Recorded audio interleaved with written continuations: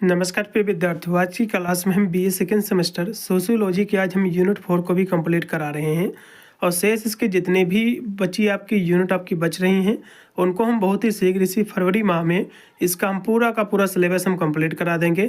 हमारे अन्य सब्जेक्ट की भी क्लासें स्टार्ट हैं। सभी विद्यार्थी जो भी अपना सब्जेक्ट ले रखे हों उसके अकॉर्डिंग जाकर हमारे चैनल में आप बीए की बिल्कुल फ्री में तैयारी कर सकते हैं और अपने एग्जाम में आप अच्छे से अच्छे नंबर भी जो है प्राप्त कर सकते हैं। मैं सारी क्लासें बच्चों जो कि आपका जो इवन सेमेस्टर होता है जिसमें आपको 4th सेमेस्टर और आपका जो है सेकेंड सेमेस्टर और आपका 6th सेमेस्टर आपको पढ़ना रहता है, तो इसमें कुछ विश्वविद्यालय यूपी के लिखित का पेपर कराती हैं, कुछ यूनिवर्सिटी एमसीक्यू का पेपर कराती हैं। तो हर एक हम यूनिट के जो भी लिखित वाले क्वेश्चन हैं सबसे पहले हम उनको चर्चा करेंगे उन पर, उसके बाद हम उसी से बनने वाले जितने भी एमसीक्यू आपके क्वेश्चन रहेंगे उनको भी साथ में हम कराते चलेंगे। ठीक है, तो आज हम यूनिट जो 4 है बच्चों, जिसका जो चौथा यूनिट है इसको आज हम पूर्णतः कंप्लीट करा रहे हैं। ठीक है, वीडियो के डिस्क्रिप्शन में आपको प्ले लिस्ट का आपको लिंक मिल जाएगा। यदि आप मेरा वीडियो देर से देख रहे हैं तो आप जाकर के सारी क्लासें आप ले सकते हैं। बिल्कुल हमारी क्लासें सारी की सारी फ्री हैं। चलेगा, इसका बच्चों चौथा जो है चैप्टर है क्या है, सबसे पहले इसको समझ लीजिए। आपका यूनिट आपका जो 4 है इसमें आपको क्या पढ़ना है, इसमें आपको पढ़ना कि भारत में जनजातीय जो समूह है उसके भौगोलिक वितरण आपको पढ़ना है उसका, और जनजातियों में जो पिछड़ापन है और जो अल्प विकास है उसके बारे में पढ़ना है, और जो है जो आत्म सात्मीकरण क्या है, एकीकरण क्या है, और जो है दृढ़ीकरण की समस्या क्या है, इन सभी के बारे में हम यूनिट 4 में हम समझेंगे। ठीक है, तो चलिएगा ना ज़्यादा समय लगाते हुए सीधे आज की क्लास के माध्यम से हम इसका चौथा चैप्टर को आज हम कंप्लीट कर रहे हैं। तो यहाँ से सबसे पहले बच्चों हम यूनिट जो 4 है इसमें जो जनजातीय समूह है इसके बारे में सबसे पहले हम चर्चा करेंगे। तो इसका पहला क्वेश्चन देखिएगा बच्चों। अब लिखित वाले पेपर जैसे कि वीर बहादुर सिंह पूर्वांचल विश्वविद्यालय, महाराजा सहेल यूनिवर्सिटी आजमगढ़ और डॉक्टर राम मनोहर लोहिया वीर बहादुर सिंह पूर्वांचल विश्वविद्यालय और भी बहुत सारे यूनिवर्सिटी जो कि लिखित का पेपर कराती हैं, तो लिखित वाले बच्चे इन सभी क्वेश्चनों को देख ले, ये सारे आपके एग्जाम में फंसेंगे।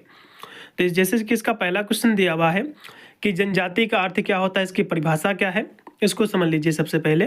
तो जनजाति जो है ऐसा एक मानव समूह को कहते हैं जो समान रक्त संबंध, भाषा, संस्कृत, परंपराओं से जो है जुड़ा होता है। मतलब जो है जनजाति क्या है बच्चों, जनजाति जो है एक ऐसा मानव समूह को कहते हैं हम जो समान रक्त संबंध, भाषा, संस्कृत, परंपराओं से जो है जुड़ा हुआ होता है तथा जो है समानता वन, पहाड़ी, दुर्गम क्षेत्रों में जो है निवास करते हैं, उसी को हम जनजातीय समूह कहते हैं। मतलब जो बहुत ही सिंपल सी परिभाषा बच्चों कि जनजातीय क्या है, जनजातीय एक मानव का ही समूह है, मनुष्य का ही एक समूह है जो समान रक्त संबंधी होता है, भाषा, संस्कृत, परंपराओं से जो है जुड़ा हुआ होता है, और जनजाति जो समूह है प्रायः जो है वन, पहाड़ी, दुर्गम जैसे क्षेत्रों में जो है रहते हैं, निवास करते हैं, इसी को हम जनजातीय समूह कहते हैं।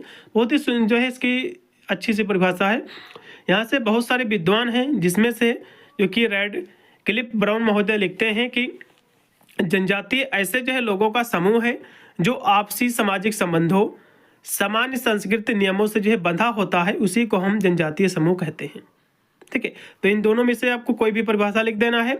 अब यहाँ से बच्चों और भी दिया हुआ कि भारत में जनजातीय समुदाय का जो भौगोलिक वितरण है इसके बारे में भी समझ लीजिए, एग्जाम में क्वेश्चन बन सकता है।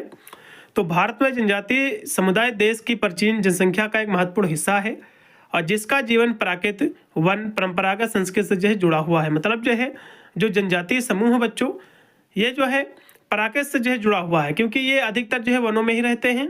ठीक है, कल्चर से जो जुड़े हुए हैं परंपरागत, और भौगोलिक रूप से जनजातीय मध्य भारत जैसे जिसमें मध्य प्रदेश, छत्तीसगढ़, झारखंड, उड़ीसा में सबसे अधिक जो है पाई जाती है। मतलब जो है जनजातीय जो समूह है बच्चों सबसे ज़्यादा मध्य प्रदेश, छत्तीसगढ़, झारखंड, उड़ीसा जैसे राज्य में जो है सबसे ज़्यादा जनजातीय जो है देखने को मिलती हैं।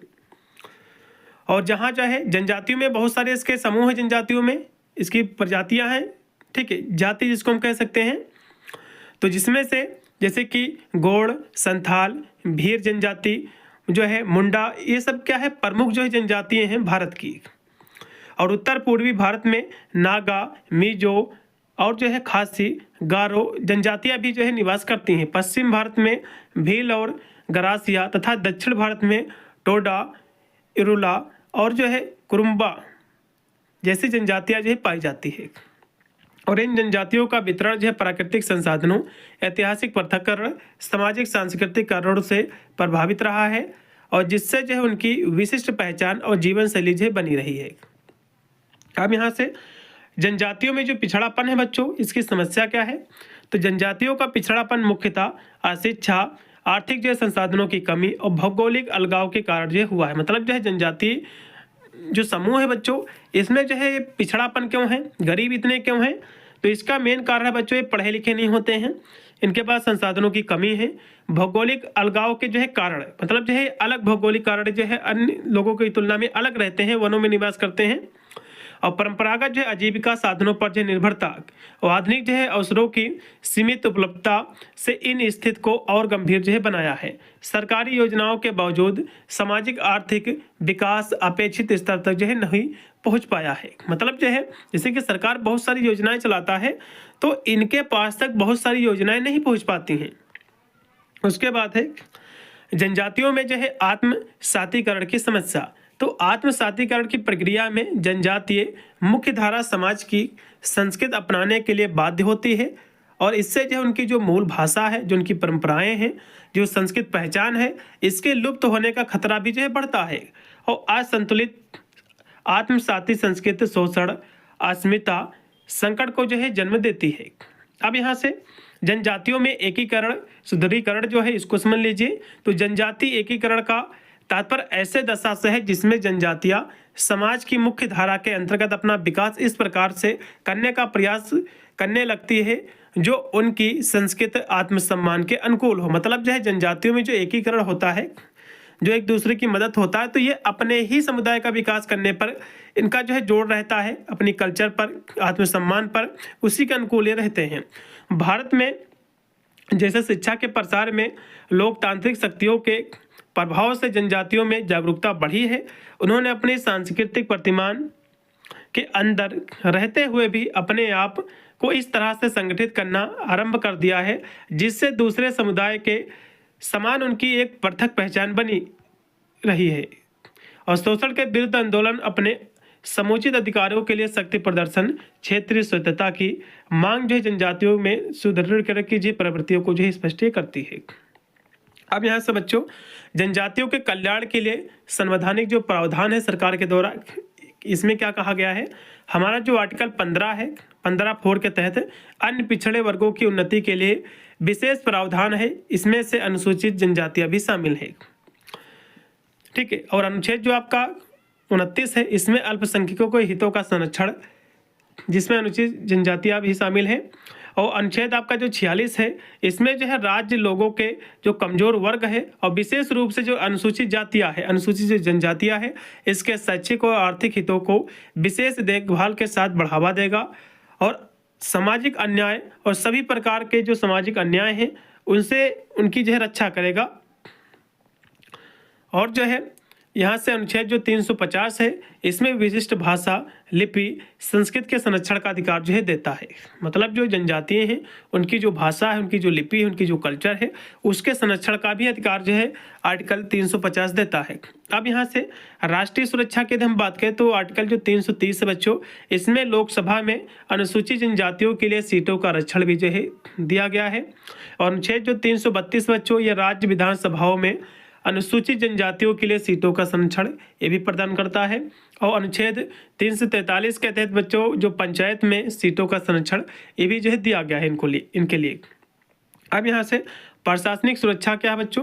तो अनुच्छेद जो है 275 या अनुसूचित जनजातियों के कल्याण को बढ़ावा देने और उन्हें जो है बेहतर जो है प्रशासन प्रदान करने के लिए केंद्र सरकार द्वारा राज्य सरकार को कुछ विशेष निधि प्रदान करने का प्रावधान भी जो है करता है आर्टिकल 275 के तहत, ठीक है। तो ये थे बच्चों आपके लिखित वाले क्वेश्चन जो कि मैंने आपको करा दिए हैं। इसमें से केवल एक ही क्वेश्चन फंसेगा कि जनजाति समूह किसे कहते हैं, इनके पिछड़ेपन का कारण क्या है, इनकी जो है आर्थिक सुरक्षा के लिए सरकार के द्वारा जो दिए गए प्रावधान है, तो ये पूछा जा सकता है। केवल एक ही इसमें क्वेश्चन बच्चों महत्वपूर्ण है। अब यहाँ से हम इससे बनने वाले जितने भी एमसीक्यू के क्वेश्चन हैं उनको हम कराए दे रहे हैं, जैसे कि कानपुर विश्वविद्यालय, एमजेपीआरयू बरेली, बीयू झांसी, आगरा विश्वविद्यालय, सभी क्या है एमसीक्यू का पेपर जो है पैटर्न जो है फॉलो करती है, तो सभी के लिए महत्वपूर्ण है। तो पहला क्वेश्चन देखिएगा बच्चों कि भारत में जनजातियों का सर्वाधिक प्रतिशत किस राज्य में पाया जाता है। अभी मैंने आपको बताया था कि मिजोरम में, ठीक है। भारत में जनजातियों का सर्वाधिक प्रतिशत किस राज्य में पाया जाता है, तो मिजोरम में पाया जाता है। तो इसमें का डी ऑप्शन पूर्णतः राइट होगा पहला नंबर क्वेश्चन का। फिर आपका है 2 नंबर क्वेश्चन है कि जनजातियों को संविधान के किस अनुच्छेद के अंतर्गत जो परिभाषित किया गया है बच्चों, ठीक है। तो किस आर्टिकल के तहत किया गया है बच्चों, तो इनको अनुच्छेद जो है 366 25 के तहत इसमें का लगाइएगा सी। अगला क्वेश्चन भी आपका है 3 नंबर कि भारत की सबसे बड़ी जनजाति कौन सी है, तो कहोगे भील जनजाति भारत में सबसे बड़ी जनजाति है। अगला क्वेश्चन देखिएगा कि संथाल जनजाति मुख्य किस राज्य में पाई जाती है, तो कहोगे झारखंड में। इसमें का दूसरा है फिर है भील जनजाति मुख्यतः किस क्षेत्र में निवास करती है, तो मध्य और जो है पश्चिम भारत में। इसमें का सी। फिर आपका 6 नंबर क्वेश्चन है कि जनजातीय समूह की प्रमुख विशेषता क्या है, आपको बताना। देखो जनजातीय समूह की बच्चों सामुदायिक जीवन इनकी विशेषता होगी। इसमें का सी है। अगला क्वेश्चन भी आपका दिया हुआ है कि टोटेमवाद किससे संबंधित है, ये तो ये कहोगे धार्मिक विश्वास से है।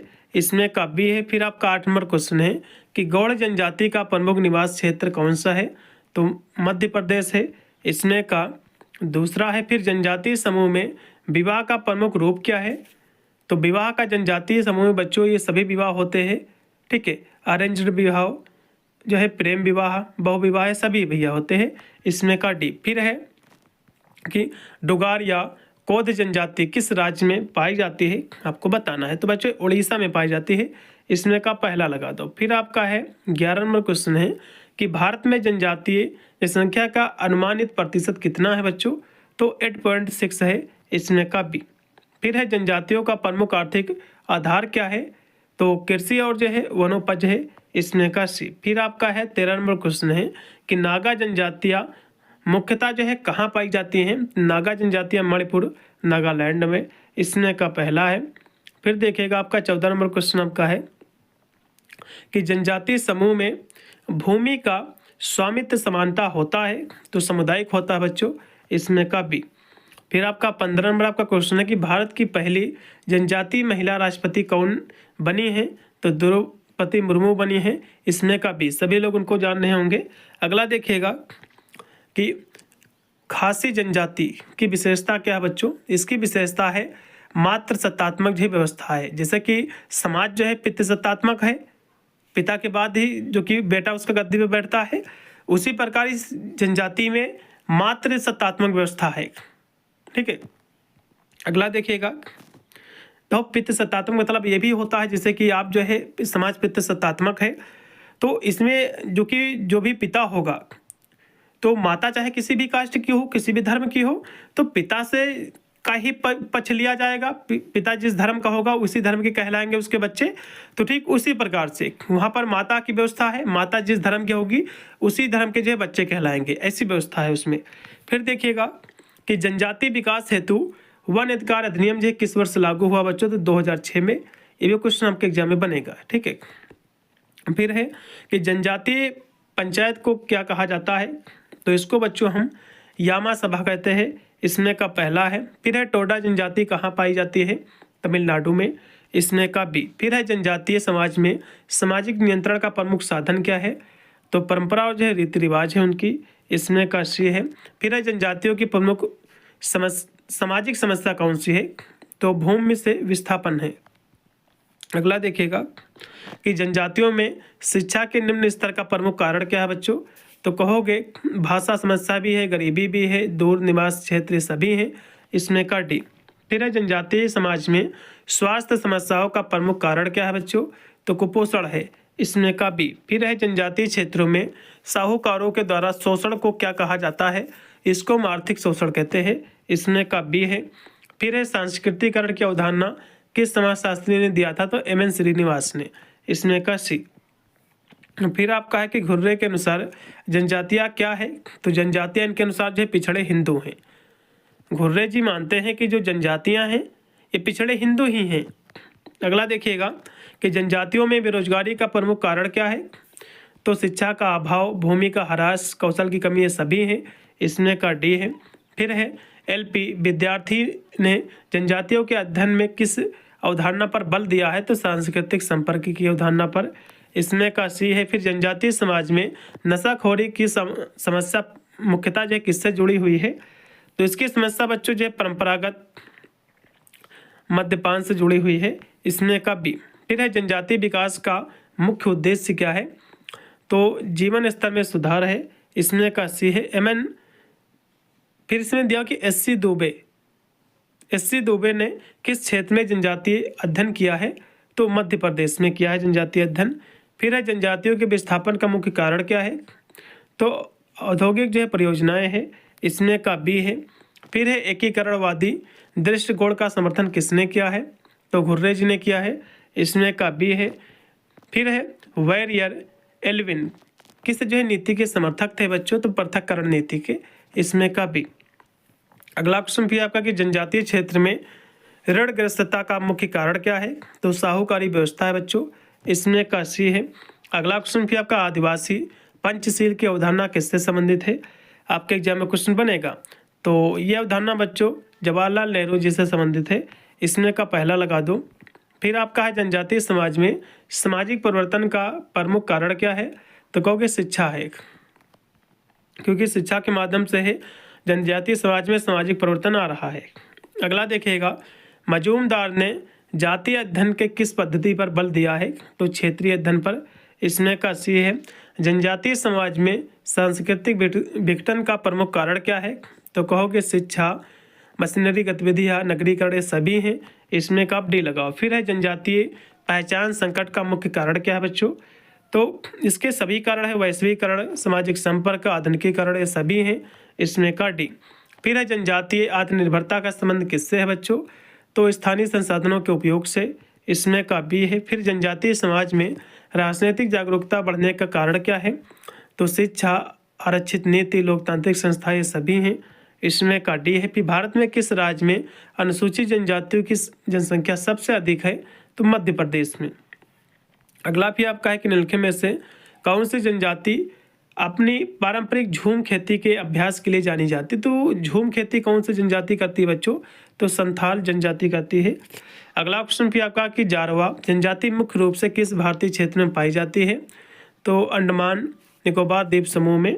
इसमें का पहला है।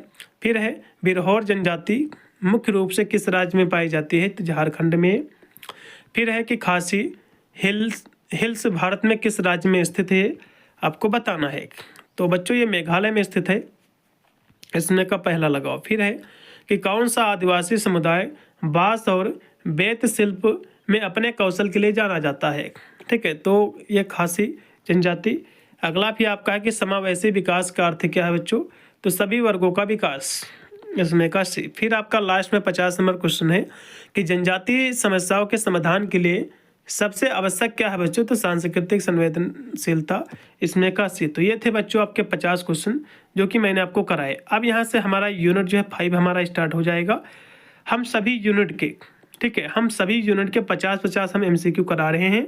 तो उस हिसाब से हम 400 क्वेश्चन जो है पूरा कंप्लीट हो जाएगा आपका। पूरी ये जो है बुक आपकी कंप्लीट हो जाएगी। पूरा सिलेबस 400 क्वेश्चन आपके बनेंगे MCQ। यदि इन सभी क्वेश्चनों को आप रट लेते हो तो गारंटी लेता हूँ कि इससे बाहर आपके एग्जाम में कोई भी क्वेश्चन देखने को नहीं मिलेगा।